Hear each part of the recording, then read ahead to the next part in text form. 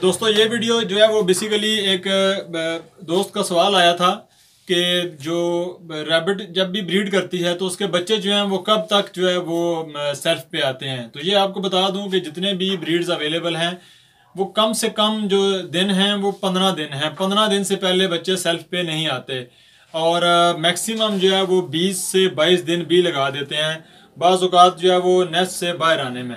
अगर आपका जो नेस्ट है उसकी आगे जो इंटरेस्ट है वो अगर आपने उसका बॉर्डर छोटा बनाया हुआ है तो बच्चे जल्दी बाहर आ जाते हैं और थोड़ा बहुत जो है वो खाना शुरू कर देते हैं और वो 20 दिन में मुकम्मल सेल्फ पे आ जाते हैं।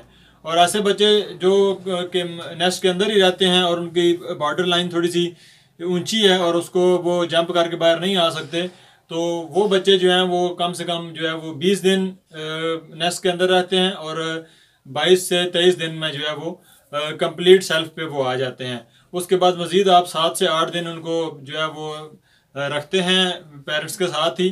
30 दिन की एज में जो है वो आप बच्चों को 29 से 30 दिन तकरीबन जो है वो आप बच्चों को फीमेल से अलहदा करके दूसरे केज में शिफ्ट कर दें। उस वक्त वो प्रॉपर सेल्फ पे भी होंगे और वो उनको अलहदा से फीड डाल के आप उनको आगे ग्रो करवा सकते हैं।